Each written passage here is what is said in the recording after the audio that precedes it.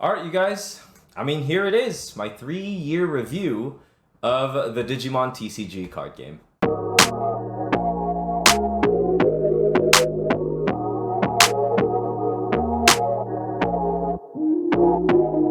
Alright guys, so before we get started, I just want to introduce myself for those that are seeing my channel for the Digimon TCG for the first time. My name is JoDobbi. I am the purple main, quote unquote. I have been playing purple since BT1. A lot of people that have been on this channel for the longest time know me as the Venom Myotismon with the 2 Gaia Force guy. I used the starter deck ties that were 2 cost to really be able to play Gaia Force when I needed it, and it did come clutch for me BT1.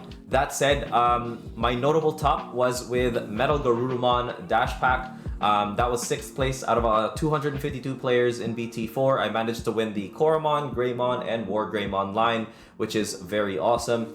And till then, I have been topping as well, some non-sanctioned tournaments and some sanctioned tournaments, but I'm currently hard stuck 32, so hopefully we will get past the top 32 point and hit a top 16 very soon with the upcoming regionals and ultimate cups.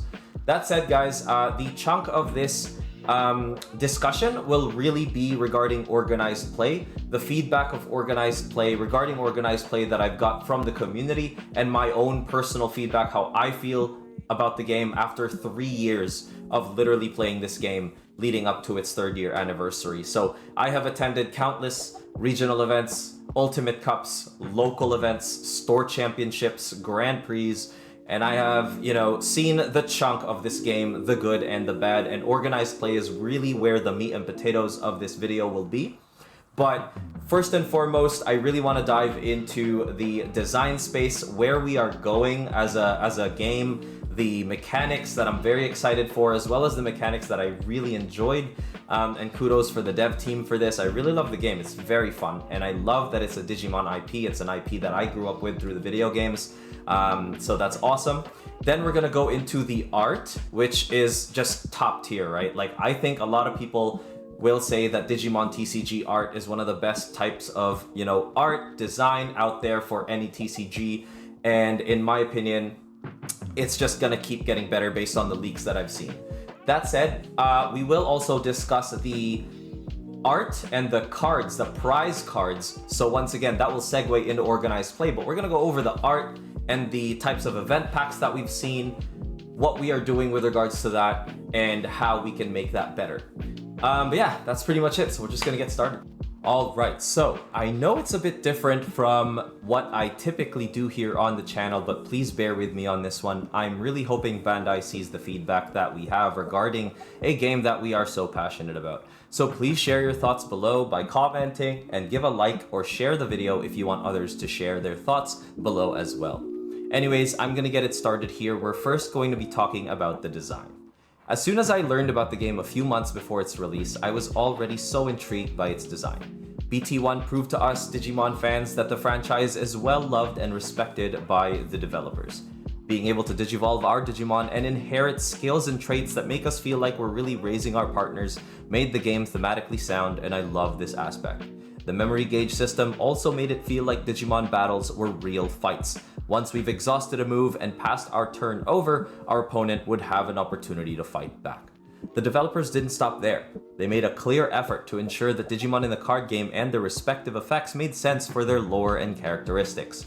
I personally love how Digimon like Piedmon are able to produce minions to do their bidding or protect them when needed. Still, I'm still hoping for a new Piedmon and Dark Master support, by the way. Since then, they've also introduced many new mechanics in theme with the different Digimon media. Cross Wars with Digicrossing, Royal Knights had King Drazel and the ability to summon all knights, and so much more. I honestly think that aside from a few cards that were designed a little too strong, HPD, Beelzemon X Antibody, and the entire BT9 set in general, the developers do their best to ensure that we're having an enjoyable and competitive game that stays true to the Digimon universe. Looking ahead, we start to see ace cards, and for the first time, the developers have introduced kind of like instant response cards where we can respond to a player's actions and board state. And I think that is absolutely exciting because when they attack, we can now counter. Instead of just blocking, we have this ability to trigger effects through burst Digivolution, which is very thematic in the game. When all the chips are down and you are backed up into a corner, your opponent's going for that final attack.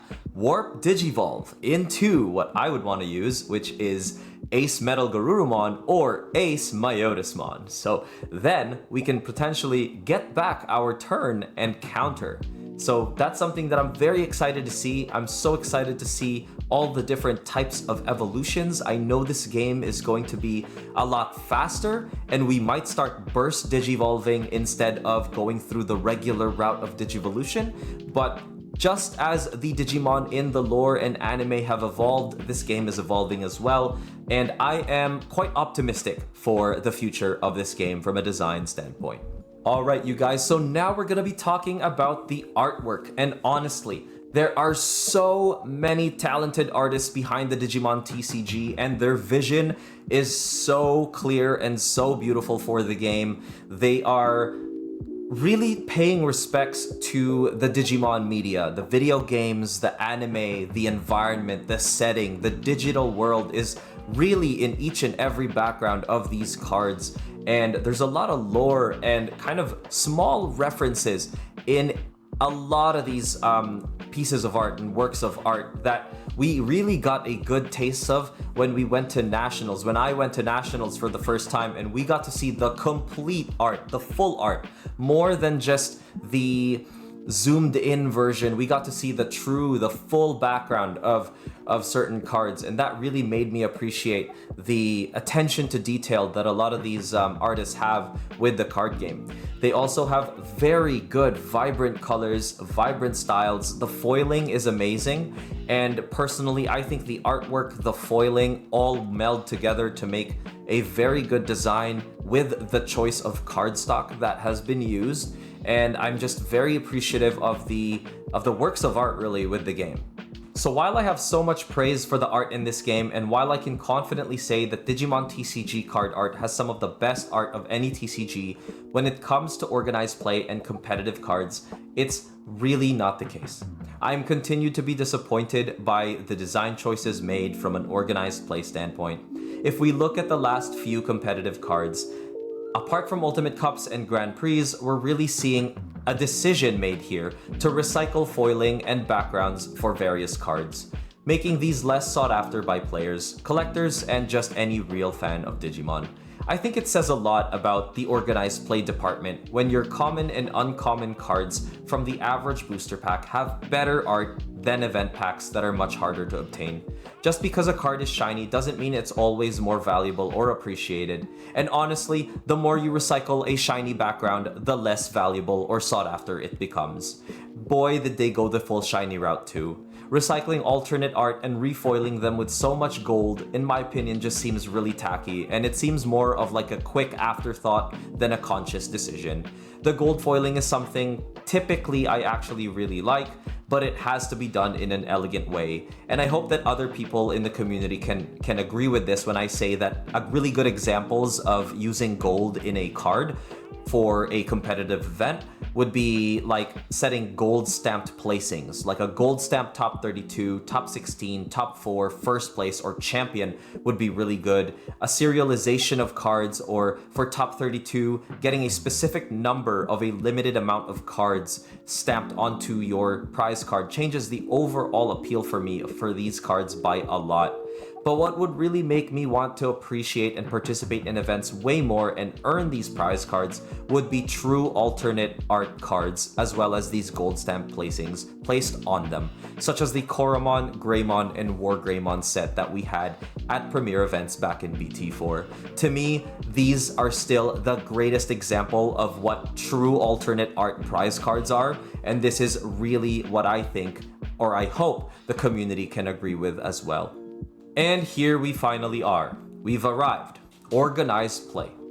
What my opinion is the most disappointing part of the Digimon TCG. I'm going to break this up into 3 main parts.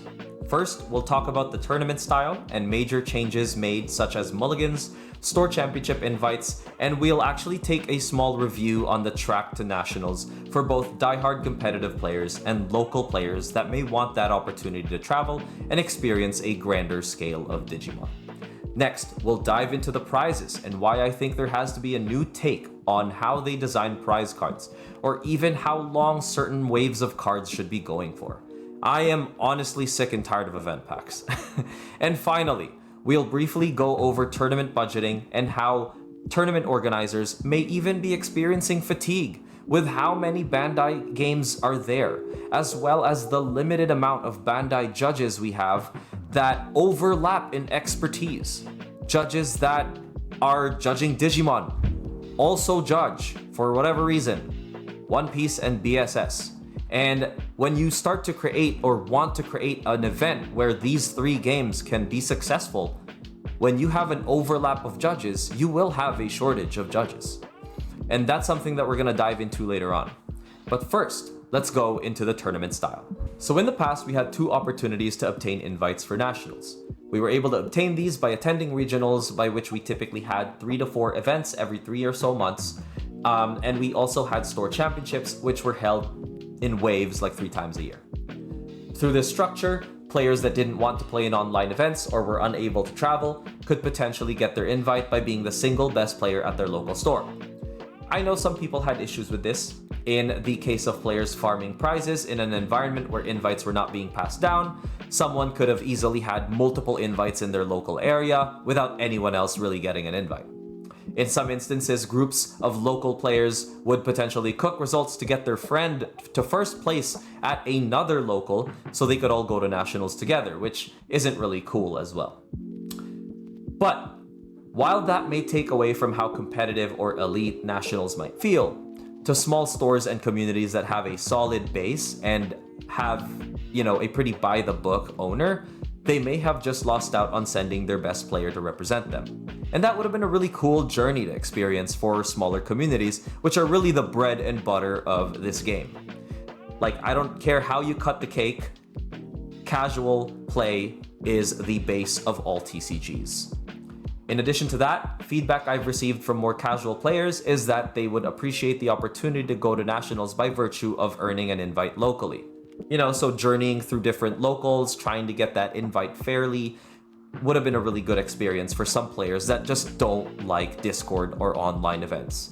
The only reason why I'm actually in online events now that the pandemic is over is because there is literally 0 events in Canada for any regional invite whatsoever, which means to even have a shot, you'd have to attend online.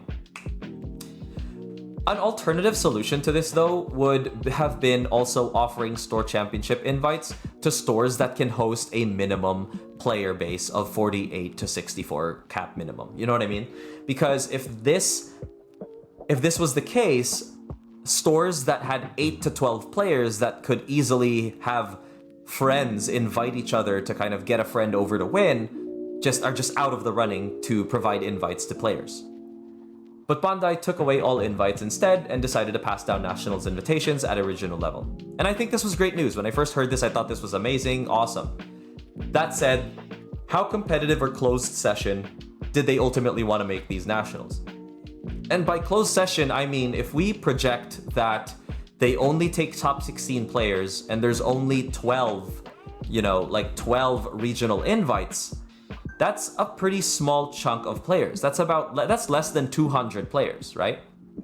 So even with invites being passed down from people that already have their invites, you're looking at a very, very small national event. Now, I don't know why this may be the case. I think it's really because of Battle Spirit Saga and One Piece. I think this really leads into the functionality of running an event from a tournament organizer standpoint and the number of available judges, which is why they're doing it this way. But if they increase the cap to top 32 instead of top 16, that would have been able to pool in a lot more talent from the 512 players.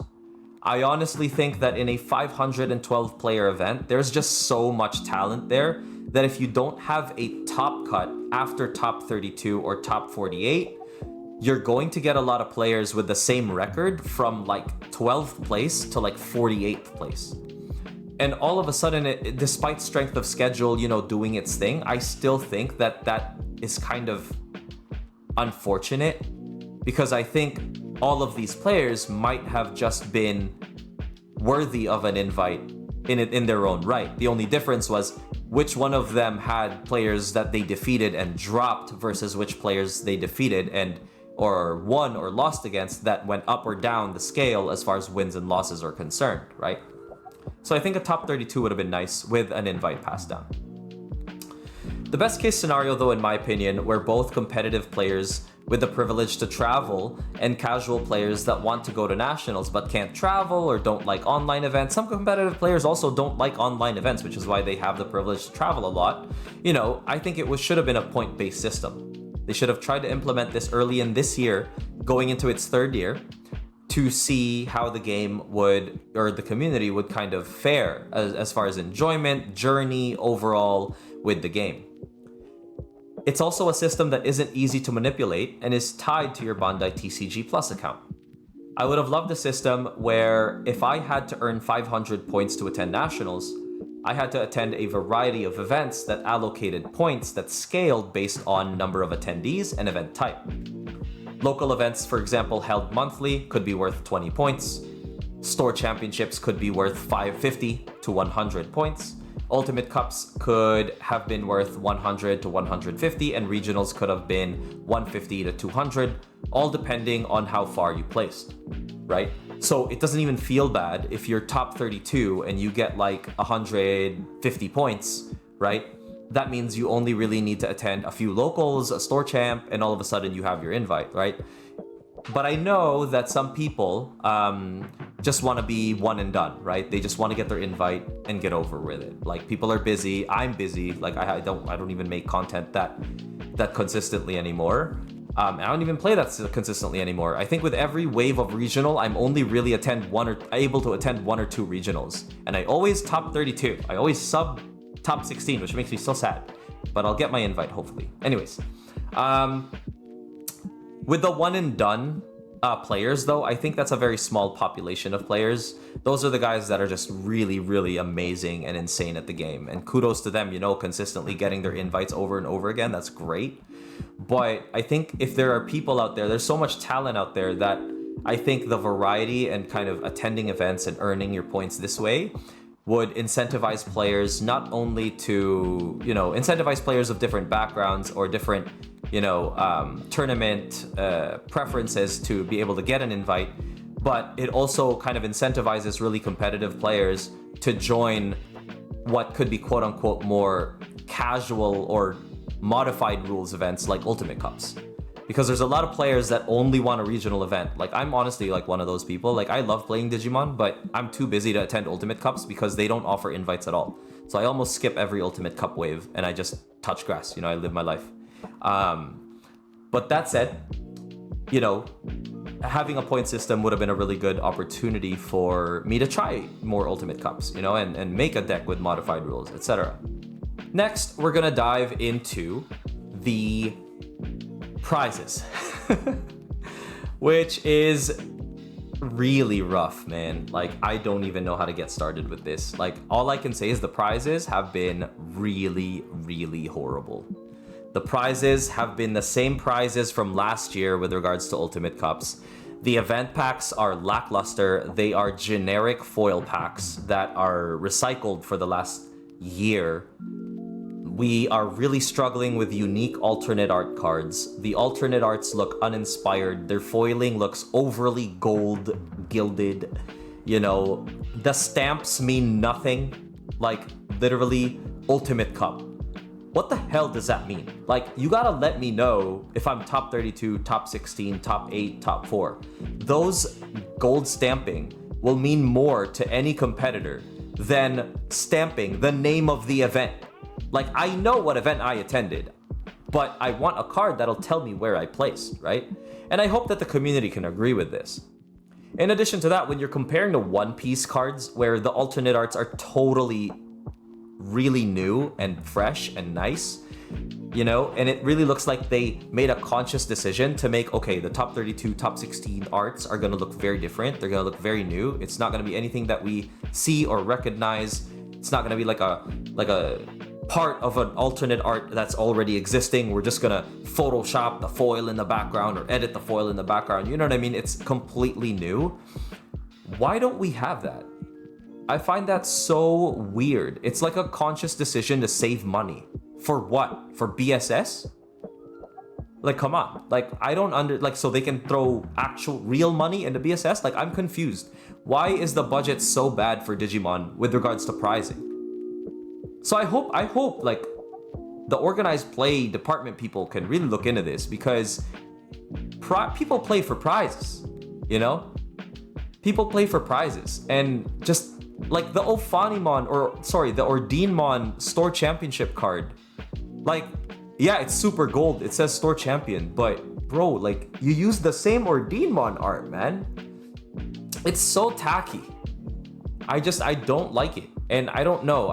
Sorry if I'm complaining, but the prizes mean nothing to collectors too. Like, as a player who likes to sell prize cards occasionally to collectors, unless there's a top, like the War Greymon, if my War Greymon from BT4, the top 8 War Greymon, had a top 8 stamp, I would not have sold that. I would have found another way to get to nationals, but because it didn't, I just sold it to a collector. And the option to do so is awesome, because that fuels players to continuously buy product and compete and play. And you create this symbiotic relationship between competitors and players, and that drives the game forward. When you are offering prizes that are recycled, uninspired, and use generic foiling, it's incredibly disappointing. But that's my take. I don't know if you guys agree, but that's my take. And this one's a brief take, and we're gonna close it here. It's really the tournament budgeting and how tournament organizers, because of how many Bandai IPs are out there, and when you go to a wide scale of all the TCGs like Yu-Gi-Oh! And all that tournament organizers are dealing with, I'm pretty sure you start to have tournament organizers that are passionate about the IPs Digimon, Battle Spirit Saga, One Piece, but they might start experiencing, you know, fatigue in how they organize and create events. Tournament fatigue is a real thing, not only from players, but from tournament organizers. Judges and their fatigue is also a huge deal. There are judges that overlap in expertise, judges that judge both Digimon and One Piece. And if you're trying to create this super Bandai event, like this Bandai Fest, if that's ever going to be a big deal in North America, judges need to be exclusive. Or you have to create an event where they're different days, like a Digi Day, a One Piece Day, a BSS Day, you know, for the whole weekend. Because these judges are going to be overlapping and attending random events. Another big problem of that, though, is how do you make it worthwhile for the people traveling to nationals? If I'm traveling for one Digimon Day with 0 side events, that's kind of rough, because there's not enough judges to judge the Digimon side events when One Piece Nationals event is rolling. You know what I mean? Because of the overlap. So we need some kind of judge program. We need some kind of budget that allows for a very robust judge program and also gives tournament organizers flexibility in how they are able to organize events. There's so many people that whine about, you know, oh my goodness, I want a standalone event. And I understand. You don't want to pay a ticket to Anime North and then an entry fee to Carta Magica's regional. Sure, I get that. But why isn't there a budget to pay for Carta Magica's exhibitor fee from Bandai so we don't have to buy a ticket in the first place? So Carta can just pretty much pay for the number of players attending, right? Through that budget. Like, I don't know if does the game really not have that much money? Are the margins that thin that we can't even, you know, have a standalone, we can't even have a combination of standalone events and events that are part of a convention where the basket size of people could actually be larger for Bandai. You know, if Bandai had a booth at a con and they sold products, you know, and a TO for a regional offered, you know, exclusive coupons or whatever for attending their event, that revenue stream could have been directly to Bandai. Like, there's missed opportunities that is obviously multi-department focus and might be a lot harder to do. But I just don't understand why Canada, for example, has had 0 in-person regionals this year. Like 0 in-person Digimon regionals this year. If you were Canadian and you wanted to go to nationals, you're going as a tourist. Unless you got an online invitation, you know? An invitation through, you know, an online regional, which you have to sit 8 hours in front of a computer instead of in front of a community, a very nice community of Digimon players. So I don't know, that's it pretty much. That's all I really had to complain about for organized play. The game itself is awesome. I love Digimon, I love the IP, I love the developer's ability to consistently excite us with new mechanics and new styles of play, and to continuously pay respect to the legacy of the cards that they've created, allowing us to revisit their older cards to make current decks stronger. I love the respect that the artists of the game have and the love that the artists of the game have towards creating beautifully designed cards. But organized play is just in shambles, in my opinion, and there's a lot of things that need to be addressed. Yeah, go easy on me if you don't agree, but I would like to hear, you know, what your opinions would be with regards to organized play, in regards to anything really that I mentioned in this video. Thank you guys so much for watching, and yeah, comment below, and hopefully our feedback can be heard by Bandai. And yeah, man, keep digivolving, guys. I'll see you in the next video. Thank you for listening, and bye.